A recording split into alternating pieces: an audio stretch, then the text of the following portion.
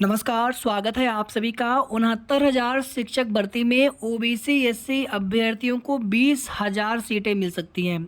अभी जो 10,000 सीटों का एक अनुमान है कि लगभग इतने और अभ्यर्थी सेलेक्ट होंगे हाई कोर्ट डिवीजन बेंच के आदेश के अनुसार। और एक चीज़ आप सभी लोग अच्छी तरह से समझ चुके हैं, टेट की बात छोड़ दीजिए, टेट से कोई मतलब नहीं है। टेट एक पात्रता परीक्षा है। कई राज्यों में इस तरह का मामला था, सर्वोच्च न्यायालय में अपील गई थी, उसके बाद टेट को पात्रता परीक्षा ही माना गया है।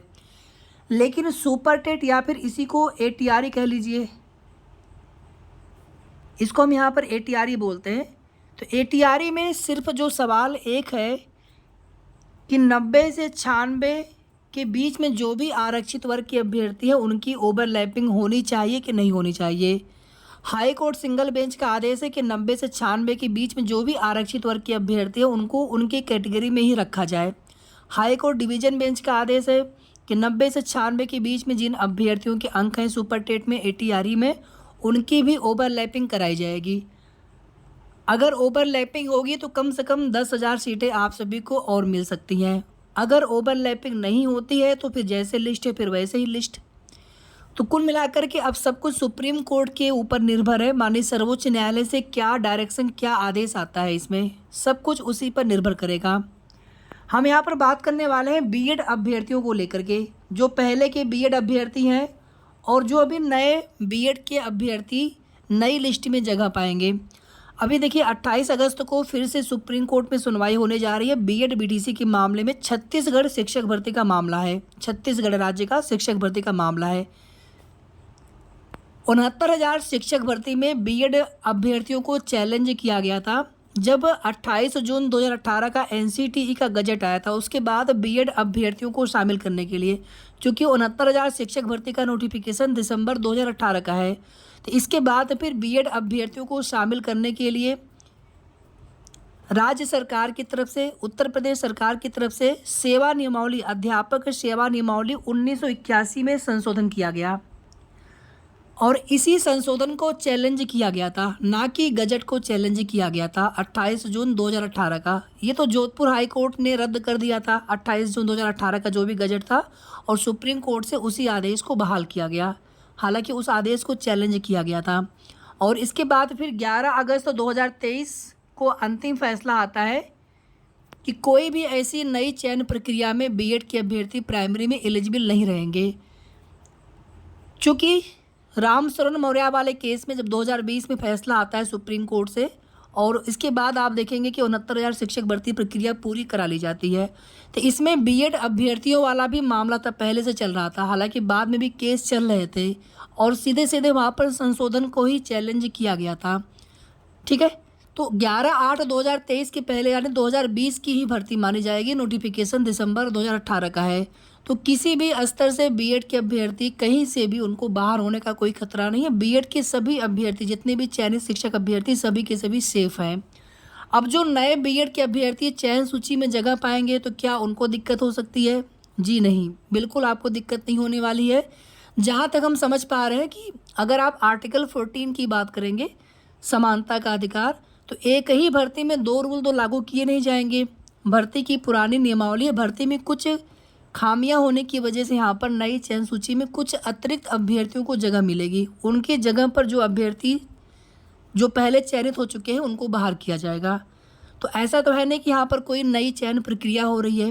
पुराने लिस्ट को ही रद्द करके उसकी जगह पर नई चयन सूची बनाई जा रही है। अगर पुराने बीएड शिक्षक अभ्यर्थी सेफ हैं, एलिजिबल रहेंगे, तो नए बीएड के जो चयनित अभ्यर्थी होंगे वो लोग भी सेफ रहेंगे। ठीक है, तो कहीं ना कहीं आपके लिए जो भी सुप्रीम कोर्ट का पहले का आदेश है, तो कहीं ना कहीं जो अभी बीएड के अभ्यर्थी चयनित होंगे आप सभी के लिए एक तरह से वो सुरक्षित आप सभी लोग हैं पूरी तरीके से। तो बीएड के जितने भी अभ्यर्थी हैं आप लोग निश्चिंत रहें, बीएड के अभ्यर्थियों को कोई भी दिक्कत नहीं होने वाली है। अब जिस तरह से मामला सुप्रीम कोर्ट में जा चुका है सामान्य अचयनित अभ्यर्थियों की तरफ से, ये जो आप देख रहे हैं ये, तो सामान्य अचयनित शिक्षक अभ्यर्थियों की तरफ से हाई कोर्ट डिवीजन बेंच के आदेश को चैलेंज किया जा रहा है। आगे सुनवाई किस पर होगी? एटीआरई पर, कि एक बार मेरिट लिस्ट में आपने आरक्षण का लाभ दिया, फिर आपने एटीआरई में भी आरक्षण का लाभ दिया है पहले ही, तो यहाँ पर दोहरा आरक्षण का लाभ नहीं दिया जाना चाहिए। टेट से मतलब नहीं है, उसको टेट को जोड़ लेंगे तो फिर वहाँ पे 3 बार आरक्षण। लेकिन टेट एक पात्रता परीक्षा है, टेट से मतलब नहीं, सिर्फ और सिर्फ यहाँ पर ATRE से मतलब है। अब यहाँ पर देखिए सुप्रीम कोर्ट में हाई कोर्ट डिवीजन बेंच पर किस प्रकार से सुनवाई होती है, बाद में उस पर क्या डिसीजन आता है, क्या फैसला पलटा जाता है या फिर पुराना फैसला ही बहाल होगा, ये तो आने वाला समय बताएगा। लेकिन शिक्षा मित्र अभ्यर्थी हैं या बीएड के जो अभी चयनित शिक्षक अभ्यर्थी हैं, सभी लोग सुप्रीम कोर्ट पहुंच चुके हैं। 5 कैविएट भी दाखिल की जा चुकी है। हालांकि सरकार की तरफ से कैविएट अभी दाखिल नहीं किया गया है विभाग की तरफ से, और मांग की जा रही है कि उनकी तरफ से भी कैविएट दाखिल किया जाए। एक चीज़ हमने आप सभी को 3-4 दिन पहले हमने आप सभी को बताया था कि आने वाले समय में एक नई शिक्षक भर्ती का विज्ञापन देखने को मिलेगा। पीआरटी की नई भर्ती का विज्ञापन देखने को मिलेगा और इस नई भर्ती में भारांक के साथ एक आदेश आ सकता है। जैसे शिक्षा मित्रों का समायोजन रद्द हुआ था और वहाँ पर भारांक देने का आदेश था और उनको रिलैक्सेशन भी दिया था एज में, जैसे अभी यहाँ पर ATRE को चयन का पार्ट नहीं माना गया है, यानी कि रिलैक्सेशन बोला गया है उसको, जो 90 से 96 के बीच में जितने भी आरक्षित वर्ग के अभ्यर्थी हैं और UR की कटाप में आते हैं, और अगर इसको आरक्षण रिजर्वेशन माना जाएगा तो उस स्थिति में डबल आरक्षण हो जाएगा। तो यही चीज़ें अब सुप्रीम कोर्ट में साबित करनी है आरक्षित वर्ग के अभ्यर्थियों को कि ये एक जो इसके पूरे नंबर मेरिट में नहीं जोड़ने होते हैं। ATRE को चयन का पार्ट नहीं माना जाना चाहिए। इसमें जो भी छूट मिली है वो कंसेशन है, रिलैक्सेशन है। जैसे एज में छूट मिलती हो तो क्या है आपका, वो आरक्षण नहीं है, वो रिलैक्सेशन है आरक्षित वर्ग के अभ्यर्थियों के लिए। तो शिक्षा मित्रों के समायोजन रद्द मामले में जब सुप्रीम कोर्ट से फैसला आता है तो उसमें यही फैसला आता है कि इनको आयु सीमा में छूट दी जाए और इनको 2.5 नंबर पर ईयर के हिसाब से दिया जाए उनके अनुभव के आधार पर। अब देखिए आने वाले समय में क्या स्थिति बन सकती है, दोबारा से वही स्थिति बनती हुई दिखाई दे रही है। अब जो नए शिक्षक भर्ती के अभ्यर्थी होंगे उस समय भी वो लोग वहाँ पर इंटरवेनर बने थे, यहाँ पर भी हो सकते हैं वो लोग पहले से तैयारी करके बैठे हैं कि एक भी अतिरिक्त सीट हम समायोजित नहीं होने देंगे। तो उस स्थिति में रास्ता क्या निकलेगा, जहाँ तक हम समझ पा रहे हैं, हालांकि जो भी चयनित शिक्षक अभ्यर्थी होंगे, हम नहीं चाहते कि आप में से कोई भी अभ्यर्थी बाहर हो, आप लोगों की नौकरी बची रहे। लेकिन फिर लास्ट में अभी हमने बिल्कुल वीडियो के स्टार्टिंग में बोला था कि फिर 20,000 सीटें लगभग देनी पड़ेंगी आरक्षित वर्ग के अभ्यर्थियों को। किस प्रकार से देनी पड़ेंगी अभी आगे हम बात करेंगे उस पर। लेकिन जैसे शिक्षा मित्रों के समायोजन रद्द वाले मामले में चीज़ें देखने को मिली थी, उसी तरीके से एक बड़ी नई शिक्षक भर्ती का विज्ञापन लगभग 85,000 के आसपास पदों पर या 50 से 60,000 के आसपास पदों पर, जिसमें फिर से यहाँ पर भारांक जैसी चीज़ें देखने को मिल सकती हैं।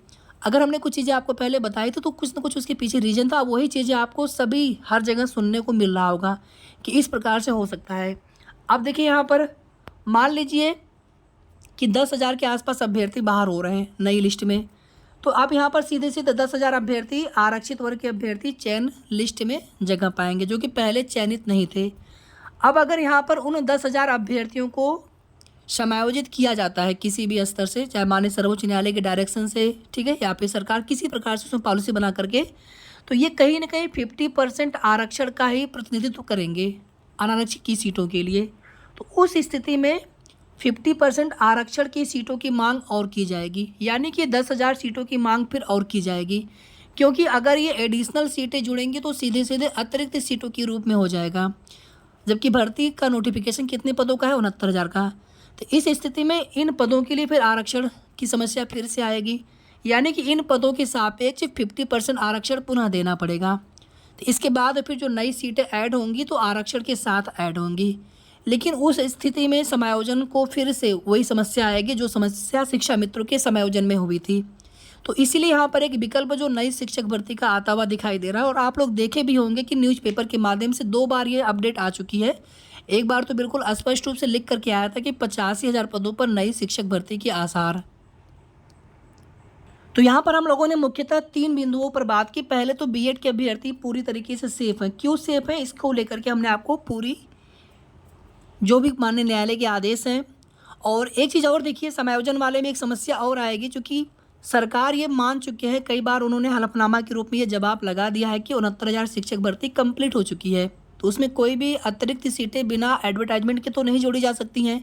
इसी आधार पर 1,37,000 पदों पर विदाउट एडवर्टाइजमेंट कोई भी सीट फिलअप नहीं की जा सकती है। तो वहाँ पर नई भर्ती का आदेश आया था, फिर 2 चरणों में भर्ती प्रक्रिया संपन्न की गई। यहाँ पर भी स्थिति कुछ उसी तरीके से बन सकती है। तो बीएड वाले जो भी अभ्यर्थी हैं, आप सभी लोग सेफ हैं, इसमें आप सभी को बिल्कुल भी परेशान नहीं होना है। जो भी ओबीसी एससी के अभ्यर्थी हैं जिनका चयन नहीं हो सका था, जितने भी सीटें आपको मिले, एक हमने एक अनुमान बताया था आप सभी को कि 9 से 10,000 के आसपास सीटें आप सभी को मिल सकती हैं। और अगर उस स्थिति में समायोजन जैसी स्थिति अगर होती है माननीय सर्वोच्च न्यायालय के डायरेक्शन से या जैसे भी होती है, तो जितने भी सामान्य वर्ग के अभ्यर्थी यानी इतने ही लगभग सामान्य वर्ग के अभ्यर्थी बाहर और होंगे, तो उनके समायोजन के बाद इतनी सीटें आप सभी को और मिल जाएंगी, यानी कि लगभग जो है 20,000 के आसपास सीटें आप सभी को और मिल जाएंगी। और अगर ऐसा नहीं होता है तो इस न्यू मेरिट लिस्ट में जितने भी अतिरिक्त आरक्षित वर्ग के अभ्यर्थी सिलेक्ट होंगे, तो उसी संख्या में यानी उतनी ही संख्या में लगभग, हालांकि ओवरलैपिंग वाला मामला जो भी चीज़ें था कि 90 से 96 के 91 से 96 के बीच वाले अभ्यर्थी भी ओवरलैप करेंगे हाई कोर्ट डिवीजन बेंच के आदेश से, तो उस स्थिति में फिर कोई दिक्कत होने वाली नहीं है। ठीक है, जो भी आरक्षित वर्ग के अभ्यर्थी जैसे हैं सिलेक्ट वो वैसे ही रहने वाले हैं, लेकिन कुछ नए चयनित अभ्यर्थी और सेलेक्ट होकर के आ जाएंगे न्यू मेरिट लिस्ट में। तो उस स्थिति में जितने भी चयनित शिक्षक अभ्यर्थी बाहर होंगे, तो कहीं ना कहीं फिर उनके लिए बड़ी कष्टदायक स्थिति होगी कि इतने साल तक हम सहायक अध्यापक के पद पर नौकरी कर चुके हैं और दोबारा से अगर हमें फिर से नई शिक्षक भर्ती में बैठना पड़े, भले ही भारांक मिले, आयु सीमा में छूट मिले, बिल्कुल शिक्षा मित्रों के समायोजन रद्द होने वाला जो भी आदेश है, कुछ उसी तरह का आदेश आ सकता है माननीय सर्वोच्च न्यायालय का, तो उन चयनित शिक्षक अभ्यर्थियों के लिए बड़ी ही कष्टदायक स्थिति हो जाएगी। और आप सभी जानते हैं कि 2020 से लेकर के 2024 तक यानी लगभग 4 साल उनकी सेवा अवधि हो चुकी है, लेकिन फिर मिलाकर के कुल मिलाकर के बातें वही आएंगी कि जो शिक्षा मित्र थे 7 साल 8 साल 6 साल 5 साल से नौकरी कर रहे थे और वर्तमान में देखेंगे तो 15 साल 20 साल से नौकरी कर रहे हैं। कुछ शिक्षा मित्र अभ्यर्थी ऐसे हैं कि जो कि 4-5 साल में रिटायर भी हो जाएंगे। तो कुल मिलाकर के साथियों यहाँ पर जो नई शिक्षक भर्ती वाले अभ्यर्थी हैं वो फिर से इन्वॉल्व होंगे माननीय सर्वोच्च न्यायालय में, जो भी मामला जाएगा। ठीक है, मामला जा ही चुका है। तो अगर समायोजन होता है तो उस स्थिति में आरक्षित वर्ग के अभ्यर्थियों को, ओबीसी एससी वर्ग के अभ्यर्थियों को लगभग 20,000 के आसपास सीटें मिलने की उम्मीद रहेगी और जो भी चयनित शिक्षक अभ्यर्थी रहेंगे वो अपने नौकरी पर बने रहेंगे। और अगर समायोजन जैसी चीज़ें अगर नहीं हो पाती हैं तो उस स्थिति में लगभग 10,000 के आसपास ओबीसी एससी के अभ्यर्थी नई चयन सूची में जगह पाएंगे और जो भी यहाँ पर चयनित शिक्षक अभ्यर्थी सामान्य वर्ग के बाहर होंगे, तो कहीं ना कहीं फिर आने वाले नई शिक्षक भर्ती में उनको मौका दिया जा सकता है या फिर दिया जाएगा। शिक्षा मित्रों को तो एक मौका और दिया जाना था कट ऑफ वाले मामले में, तो उनको तो एक मौका और दिया जाएगा, लेकिन इसी के साथ में जो भी चयनित शिक्षक अभ्यर्थी प्रभावित होंगे फिर उनके लिए भी कहीं ना कहीं सेम उसी तरह से क्राइटेरिया हो सकती है, भारांक वाला, आयु सीमा में छूट वाला, क्योंकि बहुत सारे शिक्षक अभ्यर्थी हो सकता है कि ओवर एज भी हो जाएं सामान्य वर्ग के अभ्यर्थी। अब ऐसा नहीं कि 69,000 शिक्षक भर्ती के चक्कर में नई शिक्षक भर्ती का विज्ञापन नहीं दिया जा सकता, ऐसा कुछ भी नहीं है। तो अब यहाँ पर नई शिक्षक भर्ती का विज्ञापन आने की भी उम्मीद है। हालांकि उस तरह से तो देखेंगे तो सरप्लस शिक्षक हैं सरकार के हिसाब से, और उसमें सरप्लस कैसे होते हैं, जब शिक्षा मित्रों को अनुदेशकों को मिला देते हैं, तो उस स्थिति में जो मानक है 30-1 का 35-1 का, तो उसमें शिक्षक सरप्लस पाए जाते हैं। लेकिन अगर यहाँ पर सर्वोच्च न्यायालय से आदेश आएगा तो 50-60 हज़ार ही पदों पर, लेकिन नई शिक्षक भर्ती का विज्ञापन 100% आएगा। और अगर समायोजन जैसी कोई भी स्थिति बनती है तो उस स्थिति में भी आरक्षित वर्ग के अभ्यर्थियों को भी फायदा होगा, ज़्यादा सीटें मिलेंगी, उन्हें और सीटें मिलेंगी अपने आरक्षण के हिसाब से, और चयनित शिक्षक अभ्यर्थी भी सेफ रहेंगे। लेकिन उस स्थिति में नई शिक्षक भर्ती के अभ्यर्थियों को कुछ नहीं मिलने वाला। नई शिक्षक भर्ती का विज्ञापन तो फिर आगे पता नहीं कब तक सरकार के द्वारा विज्ञापन की घोषणा की जाए। सितंबर फर्स्ट वीक के आसपास तक सुप्रीम कोर्ट में सुनवाई की उम्मीद रहेगी, सितंबर फर्स्ट वीक में। इसके पहले उम्मीद नहीं है, सितंबर फर्स्ट वीक तक ही मान करके चले आप सभी। और मामला जब सुप्रीम कोर्ट में जाएगा तो फिर जो भी नई मेरिट लिस्ट बनाई जानी है, फिर कहीं ना कहीं वो मेरिट लिस्ट प्रभावित हो सकती है। जो भी अतिरिक्त अभ्यर्थी चयनित होंगे, कहीं ना कहीं उनकी सिलेक्शन लिस्ट में, या जब तक नई लिस्ट नहीं आएगी तब तक कहीं ना कहीं उनकी आगे शेड्यूल या उनकी आगे काउंसलिंग, उनकी ज्वाइनिंग नहीं हो पाएगी। बाकी आरक्षित वर्ग के अभ्यर्थियों को जितनी सीटों की कमी या जितनी सीटें और मिलनी चाहिए थी 6800, तो ऑलरेडी सरकार इतना तो मान चुके हैं, तो उससे तो कम सीटें मिलनी नहीं है, उससे ज़्यादा ही सीटें मिलेंगी और 100% मिलेंगी। बस ये है कि माननीय सर्वोच्च न्यायालय में मामला पहुंचने के बाद कितना समय लग सकता है, या हो सकता है कि कोई भी प्रभाव न पड़े माननीय सर्वोच्च न्यायालय से क्योंकि लगातार आप देखेंगे आरक्षित वर्ग के अभ्यर्थियों की तरफ से भी कोशिश की जा रही है। कैविएट दाखिल कर दिया गया है, 5-5 कैविएट दाखिल की जा चुकी है। सरकार की तरफ से भी कैविएट दाखिल की जाएगी, पूरी उम्मीद है।